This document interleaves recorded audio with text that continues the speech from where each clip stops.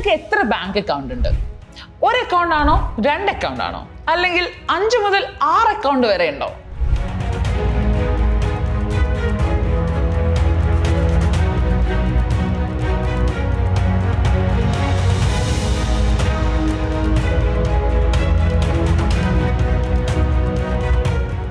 ഒരു സാധാരണ വ്യക്തിക്ക് ആക്ച്വലി എത്ര ബാങ്ക് അക്കൗണ്ട്സ് വേണം? പഴയ അക്കൗണ്ട് ക്ലോസ് ചെയ്യാതെ വെച്ചതുകൊണ്ട് നിങ്ങളുടെ പൈസ ക്വയറ്റ് ആയിട്ട് പോകുന്നുണ്ടോ? നിങ്ങളുടെ ബാങ്കിൽ 20 ലക്ഷം വെച്ചാൽ പോലും ബാങ്ക് കൊളാപ്സ് ആയാൽ ആകെ നിങ്ങൾക്ക് തിരിച്ചു കിട്ടുന്നത് 5 ലക്ഷം മാത്രമാണോ?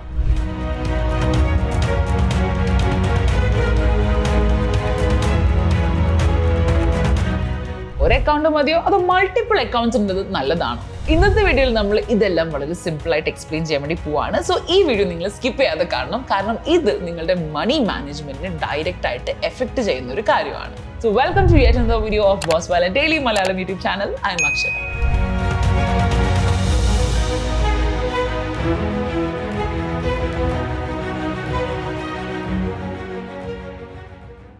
ഇന്ന് നമ്മുടെ നാട്ടില് ബാങ്ക് അക്കൗണ്ട് ഇല്ലാത്ത ആളുകൾ വളരെ കുറവാണ്. പണ്ട് കാലത്ത് ആളുകൾ ക്യാഷ് ഒക്കെ വീട്ടിൽ തന്നെ സൂക്ഷിക്കുമായിരുന്നു. കൃഷിയിൽ നിന്ന് കിട്ടുന്ന പണം, തേങ്ങ വിറ്റ് കിട്ടുന്ന പണം എല്ലാം വീട്ടിലാണ് മാനേജ് ചെയ്യുന്നത്. പക്ഷെ Jan Dhan scheme, DBT payments, UPI revolution എല്ലാം വന്നതോടെ ഇന്ത്യയിലെ ബാങ്കിങ് സിസ്റ്റം വളരെയധികം മാറിയിരിക്കുന്നുണ്ട്.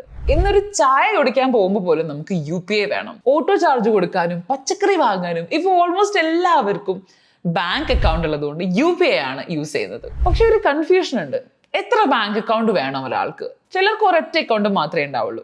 ചിലർക്ക് ഒരു സാലറി അക്കൗണ്ട് എന്ന് പറഞ്ഞ് വേറെ അക്കൗണ്ട് ഉണ്ടാവും. ചിലർക്ക് സേവിങ്സ് അക്കൗണ്ട് വേറെ, ലോൺ അക്കൗണ്ട് വേറെ, ചിലർക്ക് 8 മുതൽ 10 അക്കൗണ്ട് വരെ ഉണ്ടാവും. എങ്ങനെയാണ് ഇങ്ങനെ അക്കൗണ്ട്സ് ഇൻക്രീസ് ആവുന്നത് നോക്കാം. ഒരു കമ്പനിയിൽ ജോലിക്ക് ജോയിൻ ചെയ്തു, അവർ സാലറി അക്കൗണ്ട് തുറക്കും. പിന്നീട് കമ്പനി മാറുന്ന സമയത്ത് വീണ്ടും മറ്റൊരു സാലറി അക്കൗണ്ട് തുറക്കും. അപ്പൊ ഈ പഴയ അക്കൗണ്ട് നമ്മൾ ക്ലോസ് ചെയ്യുന്നില്ല. പിന്നീട് ഹോം ലോൺ എടുക്കാൻ മറ്റൊരു ബാങ്ക്, അവിടെ പുതിയ അക്കൗണ്ട്. ഇങ്ങനെ സ്ലോലി അക്കൗണ്ടുകൾ നമുക്ക് ഇൻക്രീസ് ആയിക്കൊണ്ടിരിക്കുകയാണ്. നമുക്ക് ആദ്യം തന്നെ മൾട്ടിപ്പിൾ അക്കൗണ്ട്സിന്റെ അഡ്വാൻറ്റേജസ് എന്തൊക്കെയാണെന്ന് നോക്കാം. ആദ്യത്തെ കാര്യം മണി സേഫ്റ്റി. ഇതാണ് ഏറ്റവും വലിയ അഡ്വാൻറ്റേജ്.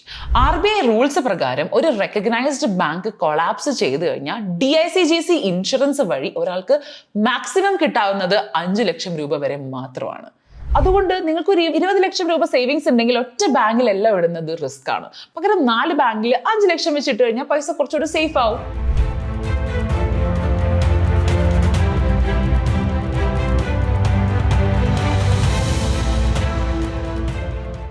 രണ്ടാമത്തെ കാര്യം UPI and digital payment backup. ഇന്ന് UPI ഇല്ലാതെ ജീവിക്കാൻ ആർക്കും പറ്റില്ല. പക്ഷെ ചിലപ്പോൾ സെർവർ ഡൗൺ ആവും, ചിലപ്പോൾ ട്രാൻസാക്ഷൻ ഫെയിൽ ആവും, QR സ്കാൻ ചെയ്തിട്ട് പ്രോസസ്സിംഗ് മാത്രം കാണിക്കും, പേയ്മെന്റ് അവിടെ പോവാത്ത അവസ്ഥ.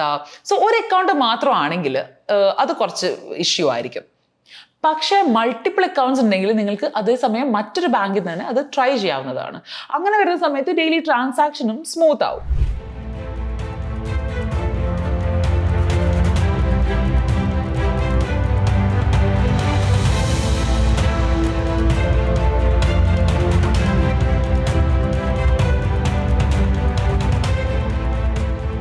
നമ്മൾ സേവിങ്സ് മാനേജ് ചെയ്യാൻ വേണ്ടി മൾട്ടിപ്പിൾ അക്കൗണ്ട്സ് യൂസ് ചെയ്യും. പക്ഷേ അൺഎക്സ്പെക്റ്റഡ് ആയിട്ടൊരു മെഡിക്കൽ എമർജൻസി വന്നു കഴിഞ്ഞാൽ ആ സേവിങ്സ് എല്ലാം ഒറ്റ ദിവസം കൊണ്ട് പോകാനുള്ള സാധ്യതയുണ്ട്. അതുകൊണ്ട് ഹെൽത്ത് ഇൻഷുറൻസും ടേം ഇൻഷുറൻസും എടുക്കുന്നത് വളരെ ഇമ്പോർട്ടൻ്റ് ആണ്. ഇപ്പൊ വെറും 700 രൂപ മുതൽ 900 രൂപ വരെ മന്ത്ലി പ്രീമിയം കൊടുക്കുകയാണെങ്കിൽ നിങ്ങളുടെ ഫാമിലിക്ക് 10 മുതൽ 20 ലക്ഷം രൂപ വരെ ഹെൽത്ത് കവറേജ് ലഭിക്കുന്നുണ്ട്. അതുപോലെ 900 രൂപ മുതൽ 1000 രൂപ വരെ നിങ്ങൾ മന്ത്ലി പ്രീമിയം കൊടുക്കുകയാണെങ്കിൽ 2 മുതൽ 3 കോടി രൂപ വരെ നിങ്ങൾക്ക് ടേം ഇൻഷുറൻസ് ലഭിക്കും. പക്ഷെ ഓൺലൈൻ നോക്കുന്ന സമയത്ത് നിരവധി കമ്പനീസും പ്ലാൻസും ഒക്കെ വരുന്നുണ്ട്. പക്ഷെ ഏതാണ് ബെസ്റ്റ് എന്ന് ചൂസ് ചെയ്യാൻ നമുക്ക് ബുദ്ധിമുട്ടായിരിക്കും. അതുകൊണ്ടാണ് ഇവിടെ ഡിറ്റോ ഇൻഷുറൻസിനെ പറ്റി ഞാൻ പരിചയപ്പെടുത്താൻ പോകുന്നത്. ഇതൊരു സിറോദ ബാക്ക്ഡ് കമ്പനി ആയതുകൊണ്ട് തന്നെ വളരെ സേഫ് ആണ്. കൺസൾട്ടേഷൻ, ക്ലെയിം സപ്പോർട്ട് എല്ലാം ഫ്രീ ആണ്. അതുകൂടാതെ സ്പാം കോൾസും ഇതിൽ വരുന്നില്ല. നിങ്ങൾക്ക് ഇൻഷുറൻസ് എടുക്കാൻ താല്പര്യമുണ്ടെങ്കിൽ ഡിസ്ക്രിപ്ഷനിലുള്ള ലിങ്ക് ക്ലിക്ക് ചെയ്ത് ഫ്രീ ആയിട്ടുള്ള കൺസൾട്ടേഷൻ ഇപ്പോൾ തന്നെ ബുക്ക് ചെയ്യൂ. സോ നമുക്ക് വീഡിയോയിലേക്ക് വരാം. അടുത്തത് credit card offers and discounts.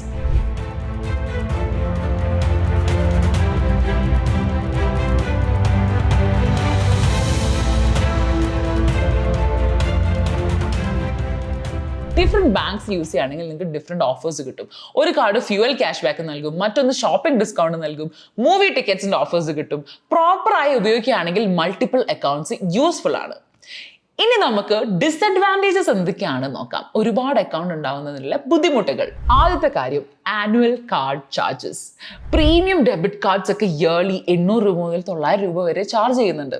4 account ഉണ്ടെങ്കിൽ ഇയർലി അത് നിങ്ങൾക്ക് 3000 മുതൽ 4000 രൂപ വരെ സൈലന്റ് ആയിട്ട് അക്കൗണ്ടിൽ നിന്ന് പോകുന്നതായിരിക്കും. രണ്ടാമത്തെ കാര്യം എന്ന് പറയുന്നത് മിനിമം ബാലൻസിന്റെ ഒരു പ്രശ്നം. പല സിറ്റീസിലും ചില ബാങ്ക്സ് 10000 രൂപയാണ് മിനിമം ബാലൻസ് ചോദിക്കുന്നത്. ഒരു സാധാരണ എംപ്ലോയിക്ക് 4 അക്കൗണ്ട്സ് മെയിൻറ്റെയിൻ ചെയ്യുന്നത് ഇങ്ങനെയാണെങ്കിൽ അത് ബുദ്ധിമുട്ടായിരിക്കും. മൂന്നാമത്തെ കാര്യം ഹിഡൻ പെനാൽറ്റീസ്. നാലാമത്തെ കാര്യം ITR ആൻഡ് സ്റ്റേറ്റ്മെന്റ് കൺഫ്യൂഷൻ. ഒരു അക്കൗണ്ട് ആണെങ്കിൽ ഇൻകം ട്രാക്ക് ചെയ്യാൻ നിങ്ങൾക്ക് ഭയങ്കര ഈസിയാണ്. പക്ഷേ 5 അക്കൗണ്ട് ഉണ്ടെങ്കിൽ സ്റ്റേറ്റ്മെന്റ് കളക്ട് ചെയ്യുക, ഇൻട്രസ്റ്റ് കാൽക്കുലേറ്റ് ചെയ്യുക, എല്ലാം ഭയങ്കര തലവേദനയുള്ള കാര്യമാണ്. ഇനി നമുക്ക് ബെസ്റ്റ് ബാങ്ക് അക്കൗണ്ട് സ്ട്രാറ്റജി എന്താണെന്ന് നോക്കാം. ഒരു സ്മാർട്ട് ആയിട്ടുള്ള ആള് സാധാരണയായി 3 അക്കൗണ്ട്സ് ആണ് മെയിൻറ്റെയിൻ ചെയ്യാൻ പോകുന്നത്. ഫസ്റ്റ് അക്കൗണ്ട് സാലറി അക്കൗണ്ട് ആയിരിക്കും. സാലറി ക്രെഡിറ്റ് ആവാൻ മാത്രമുള്ള അക്കൗണ്ട്. രണ്ടാമത്തെ അക്കൗണ്ട് എന്ന് പറയുന്നത് ഡെയിലി എക്സ്പെൻസസ് അക്കൗണ്ട്. അതായത് UPI, ഷോപ്പിംഗ്, അതർ ബിൽസ് എല്ലാം ആ ഒരു അക്കൗണ്ടിലായിരിക്കും അവർ യൂസ് ചെയ്യുന്നത്. മൂന്നാമത്തത് സേവിങ്സ് അക്കൗണ്ട് അല്ലെങ്കിൽ എമർജൻസി ഫണ്ട് അല്ലെങ്കിൽ ഇൻവെസ്റ്റ്മെന്റ്. ഇങ്ങനെയുള്ള 3 കാര്യം മാത്രം നോക്കുന്ന മൂന്നാമത്തെ അക്കൗണ്ട്. ഇങ്ങനെ സെപ്പറേറ്റ് ചെയ്യുകയാണെങ്കിൽ നിങ്ങളുടെ ഫിനാൻഷ്യൽ ഡിസിപ്ലിൻ നന്നായി ഇംപ്രൂവ് ആവും. സോ നമ്മളിപ്പോൾ സംസാരിച്ചത് ബാങ്ക് അക്കൗണ്ട്സിനെ പറ്റിയാണ്. ഇന്ന് ബാങ്ക് അക്കൗണ്ട് ഇല്ലാത്ത ആരും ഉണ്ടാവില്ല. മൾട്ടിപ്പിൾ അക്കൗണ്ട്സ് പലപ്പോഴും ജോബ് ചേഞ്ച് ആവുന്നതുകൊണ്ട് ഉണ്ടാവുന്നതായിരിക്കും. RBI പ്രൊട്ടക്ഷൻ എന്ന് പറയുന്നത് ഒരു ബാങ്കിലെ മിനിമം 5 ലക്ഷം മാത്രമാണ്. അപ്പോൾ മൾട്ടിപ്പിൾ ബാങ്ക്സിലായിട്ട് നിങ്ങൾ മണി ഇൻവെസ്റ്റ് ചെയ്യുകയാണെങ്കിൽ അത് നിങ്ങൾക്ക് കുറച്ച് സേഫ് ആയിരിക്കും. ഇനി UPI സെർവർ ഇഷ്യൂസ് വന്നാൽ, അങ്ങനത്തെ ഇഷ്യൂസ് ഒക്കെ വന്നു കഴിഞ്ഞാൽ മൾട്ടിപ്പിൾ അക്കൗണ്ട്സ് ഉള്ളത് നല്ലതാണ്. ഡിഫറെൻറ്റ് ബാങ്ക് കാർഡ്സ് അതുപോലെ ഡിഫറെൻറ്റ് ഓഫേഴ്സ് നൽകും. പക്ഷെ അതുപോലെ തന്നെ ആനുവൽ ചാർജസും നിങ്ങൾക്ക് കൂടുന്നതായിരിക്കും. പിന്നെ മിനിമം ബാലൻസ് മെയിൻറ്റെയിൻ ചെയ്യാൻ ഡിഫിക്കൽട്ട് ആവാനുള്ള സാധ്യതയുണ്ട്. പഴയ ഇനാക്റ്റീവ് ആയിട്ടുള്ള അക്കൗണ്ട്സിലൊക്കെ പെനാൾട്ടീസും അക്യുമുലേറ്റ് ചെയ്യും. പക്ഷേ നിങ്ങൾ സാലറി, എക്സ്പെൻസസ്, സേവിങ്സ് അങ്ങനെ 3 അക്കൗണ്ട് മെയിൻറ്റെയിൻ ചെയ്യുന്നതാണ് ഏറ്റവും ബെസ്റ്റ് സ്ട്രാറ്റജി.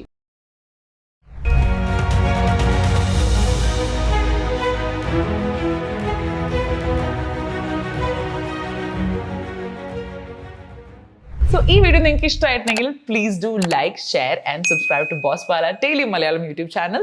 ഇത്തരത്തിലുള്ള financial updates, money saving tips, banking insights എല്ലാം ലഭിക്കാൻ വേണ്ടി ഇപ്പോൾ തന്നെ സബ്സ്ക്രൈബ് ചെയ്യുക. അതുപോലെ തന്നെ ഇങ്ങനെ ഒരു ഇൻഫർമേഷൻ ആവശ്യമുള്ള നിങ്ങളുടെ ഫ്രണ്ടിനും ഈ വീഡിയോ ഷെയർ ചെയ്യാൻ മറക്കരുത്. സോ ഈ വീഡിയോയിൽ ഞാൻ പറഞ്ഞ പോലെ 3 അക്കൗണ്ട്സ് തന്നെയല്ലേ ഐഡിയൽ?